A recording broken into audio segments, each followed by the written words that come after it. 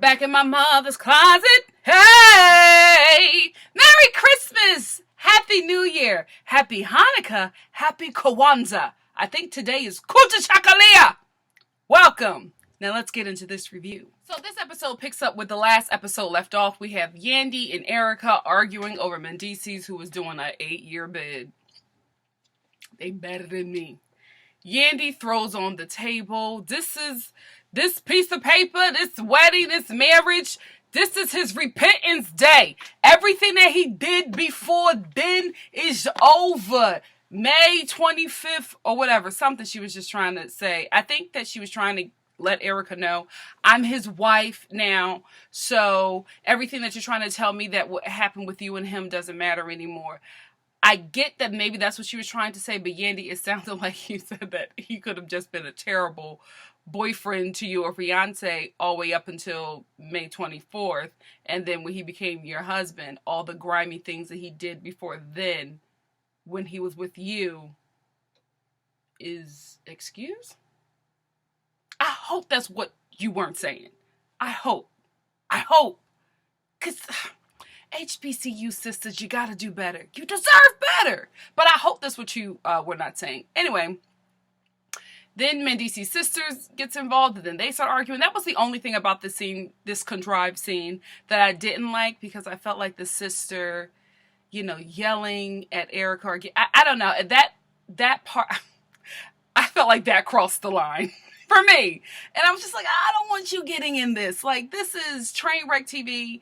We're tuning in knowing that a lot of it is contrived and produced. I felt like Mendice's sister becoming involved in this argument was too real, and I didn't want that, Like, I watch these reality TV shows knowing that for a majority of it, it's fake.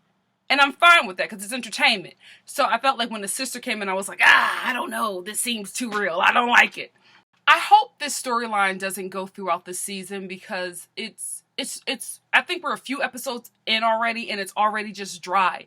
The scene with the scene and the storyline with the baby mothers with Mendice. I just want them to move into something else. I mean, I know that Erica's only reason for being on this show is because of the storyline. I hope that she is able to morph into something else to really get herself out there, to make herself relevant in this season, and not make her relevancy as the angry, bitter baby mama, because that's what's coming off. It's probably not what you want, but that's what's coming off. That's how you're reading, and it's just sad and pathetic and annoying at this point. And I kind of want your storyline to move forward so that you can become interesting outside of hating Yandy, who is like Love and Hip Hop sweetheart. So it's not really going to work in your favor.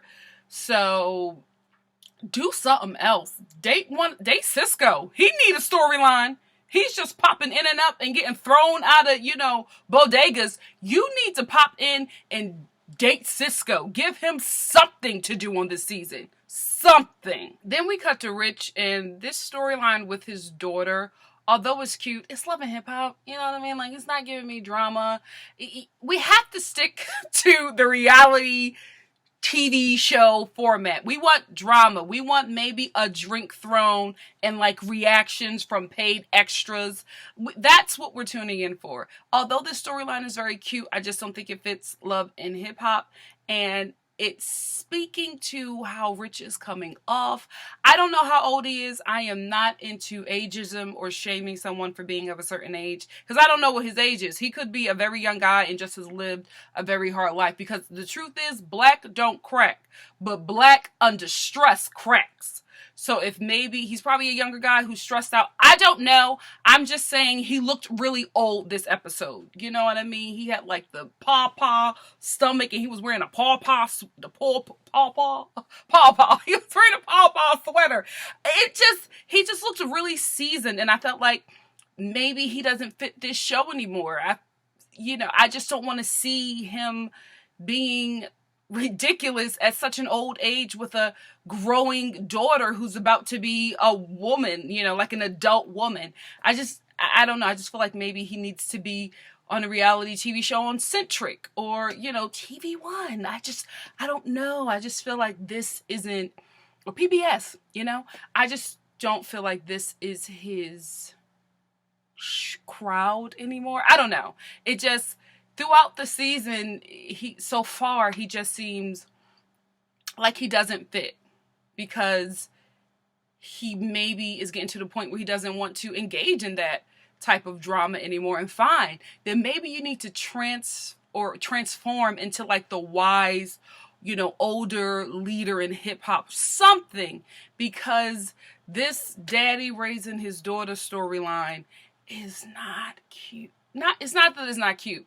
It just doesn't fit. It's reality TV. Like, it's not, we're not watching a Netflix documentary on black dads. It's cute, but we want something different. You want that with your reality TV. But good job, Rich, that you're in your daughter's life. Amen.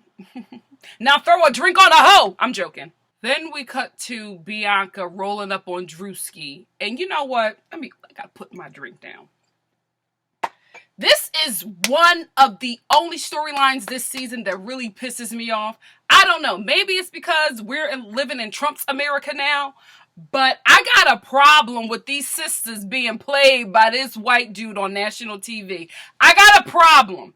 I really, really do. When I watch it, I'm just like, oh, so you gonna let him talk to you like that? Now, maybe it's because of the election, because I feel like I would be all right with it had we still had a biracial president. But I'm starting to feel some way now. And it really bothers me because, Bianca, you are actually talented. I can't believe that you allowed this to be your storyline. Did they pay you more? I just don't understand, because you can put out some good music. You had a hit back in the day. You can do that again. So I don't know how you allowed yourself to be this person where, the lead guy from Powder is putting a computer on your behind, and you're wearing these Ross fashions, this Ross lingerie, and trying to entice him. I just, what? And then you roll up on there and he's deading you, basically, disrespecting you. Oh, no, I ain't never want nothing with you. I want to be my girl. You tried to kill, like, playing you for filth on national TV. Nah, honey, nah. Like, real talk. And you know what? Let me address this too. Stop calling every white boy who listen to hip hop white chocolate. We don't throw that out just for anybody. Stop giving that away. You young people are abusing it. That white chocolate goes out. We give that name to white men who are first attractive. Okay? He has to be fine. So fine, if your sister's on his arm, a white woman is pissed like, how the hell she get that fine Adonis? That's who gets white chocolate. Second of all, he got a voice like a brother. He can't be talking like no Bill Gates, and his name is White Chocolate. Third, not only does he listen to hip-hop, he is a hip-hop connoisseur and a black culture connoisseur. He's the type of white boy that got James Baldwin somewhere up in his library. That's the type of white chocolate we talking about. Stop throwing his name out and giving this to anybody. Oh my goodness, he loves Drake, white chocolate. No, he's not white chocolate, okay? Never have been, never will be. Now back to you, Bianca. You are very talented. You can do so much better. If you come back next season, change up your storyline, Ma. You better than this. It's so sad to see you being played like this by Drewski. Oh my goodness. Let me get played by one of them Tommy Hilfiger white models. Not no Drewski. And you couldn't get no fine white boy from the hood? Something. Do better next season, sis. Do better. This Cardi B scene was not important, but I wanted to talk about it because that hotel was filthy. If you were at a hotel, let me tell you something, honey. If anybody, not just Cardi B, if you are staying at a hotel and the towels are filthy, first thing, don't use the tub. That's mold. That's grit and grime from other people's bodies. That's probably boo-boo. You know what I mean? Don't use it. Go down to management front desk and complain. Get that room comped or get your money back and move to something else. Love and Hip Hop, what is your budget? Why did y'all film with HD cameras in this filthy tub? Like, you thought the viewers wouldn't catch that, or you probably did, and y'all shady. You VH1 editors, man, VH1 and Bravo have the shadiest editors ever, because they knew that we would see that. They probably zoomed in, made that grime, that grit, that mold, that filth. They probably enhanced it so that we could see it. Y'all petty. Woo! Cardi, it wouldn't have been me though. It wouldn't have been me. That didn't have the little handicap thing. Where were you?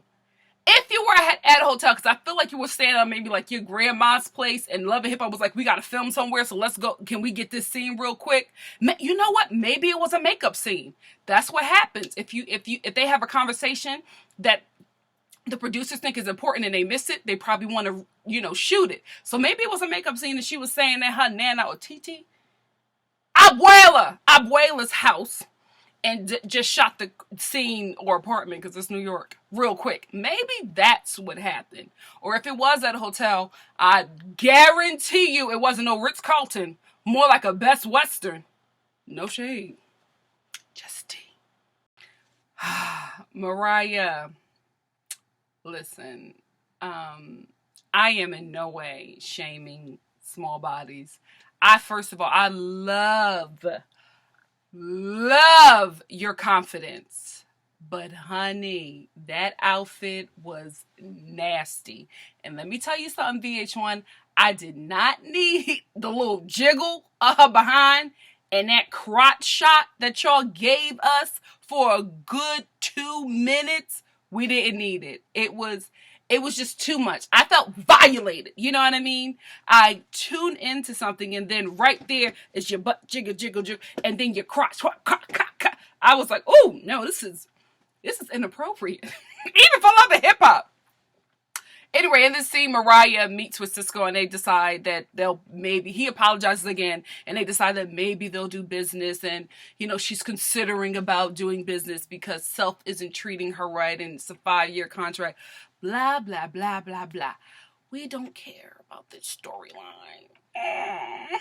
Make it interesting next season, Mona, please, because I love New York.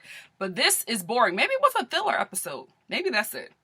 Yeah. So Self cancels Cisco's interview because he's heard that Cisco is trying to work with Mariah Lynn. Creep Squad, we don't care.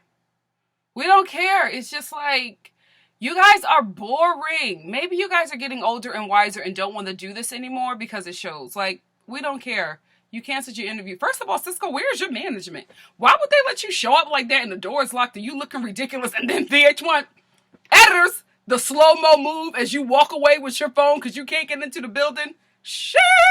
So Drewski asks Sky to move in with him. This scene was...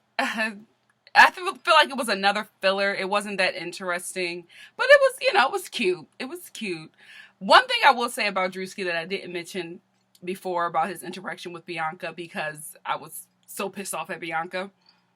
He is very slick with his mouth. Like, he'll say some smart, nasty things, but he's so quiet, so you won't hear it. But because he's mic'd, stuff that he says get picked up.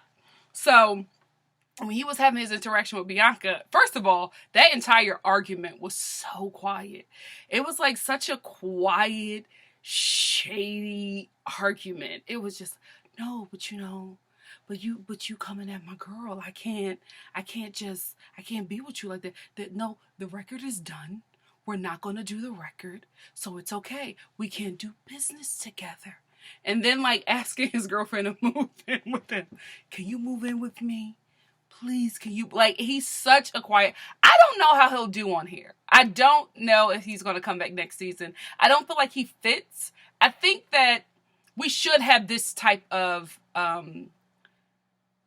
culture represented, because there are like non-black people who love hip-hop culture, who are involved in hip-hop culture, who I think I wouldn't mind seeing them represented on this show as well.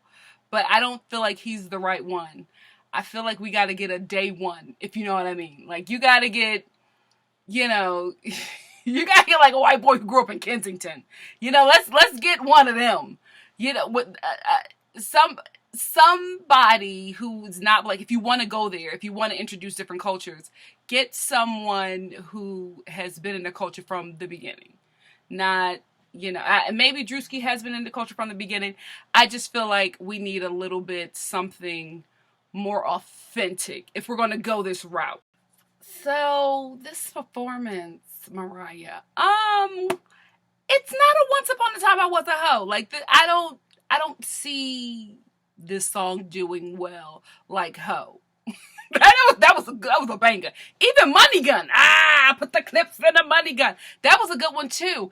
I don't think that this one is going to do as well. Are you working with the same producer?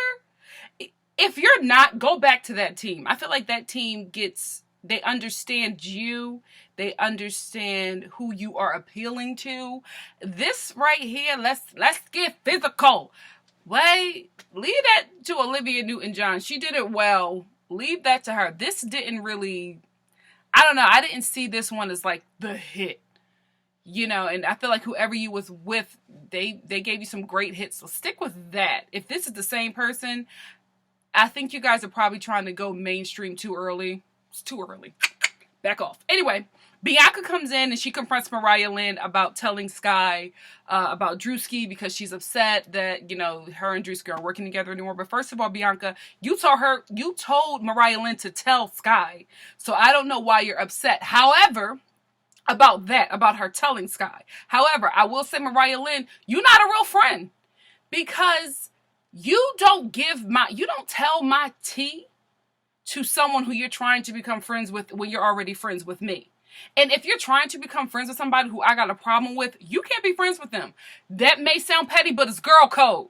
It's girl code. Yes, your friend was wrong. Deal with your friend. Get her to a right place, and then you build that relationship with that person. But you can't jeopardize a relationship that you already have to build one that you don't even know where it's going to go. Like, if Bianca has been a good friend to you, why would you try to hurt her in that kind of way?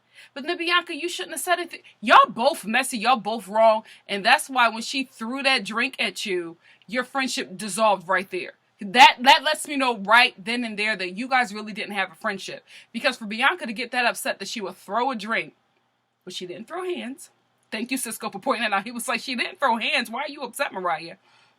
But for her to get to that point where she would like throw something at you, and then for you to want to fight her, and when I see her, it's on. I'm telling you, for all that, y'all weren't really friends. For it to get like that heated so quickly. And of course it was for cameras, but I'm just saying, like, you guys weren't really friends for it to go there. And then, oh, she messed up my Caucasian makeup. Leave that to Joan the Scammer. She does it well. And then Cisco and Self gets into it about the Creep Squad. Again, nobody cares about this. Y'all have to kill this Creep Squad theme. It is so elderly and like unimportant. It's unimportant because you guys are just, maybe it's because you guys are over it, because it reads like you guys are over it and you are doing it to have some relevance. You know what I mean? There are old creeps. And I think you guys are old creeps, but I don't think that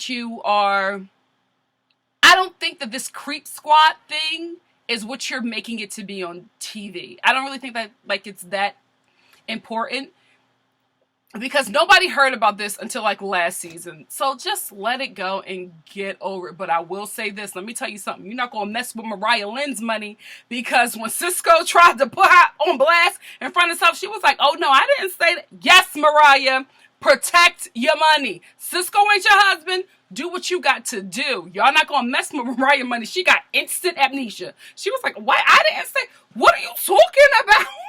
Yes, girl, protect your paper. Then we get to the final scene with Yandy and Juju and Kimbella. And I'm upset about that because I like Juju. So I want to see more of Juju and Cameron. I really like that couple. So let's bring them back more into next season. Yes, Juju with the long ponytail, work. Anyway, they're talking with Yandy about the baby mama brigade and all of that stuff. First of all, I want these baby mamas to meet Kimbella because she's a ride or die friend. She will throw hands for Yandy. That's what we need to see. Maybe y'all gonna do that for the middle of the season or something, but I need for these baby mamas to meet Kimbella because Kimbella don't play that. You're talking about the baby mama brigade, and then Yandy drops this. I didn't go into relationship with Mendices and the government. Huh? So you doing all this? I'm the wife. The wife can do that. And you not married to this man? For good reason. Smart. Let me tell you something. That HBCU degree, is paying off, because she said, I will not allow this man that I love, who is the father of my beautiful children, I won't let his drug past take my hard-earned money.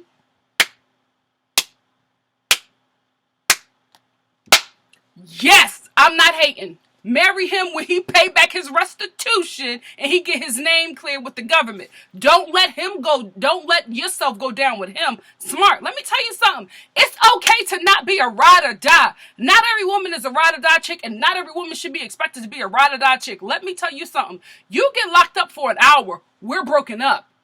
I don't want that lifestyle. That is not for me. What you want to be grimy, you want to be hood, you want to be gangster, you on your own. You're not bringing me down. Now maybe she fell for a reformed thug. We all do. Thug passion don't go away. It never goes away. Ask Beyonce. She got her name clear. I bet you that. She got her name right out of it. And I'm proud of you, Yandy. I'm proud of you, because at first I was just like, I don't know why she's with this dude that's in jail and she's fighting over him. But she's smart. So that's okay. Have your love, have your man, have your babies, live the life you want, but stay smart. And get that lawyer a raise, because he advised you correctly. Okay?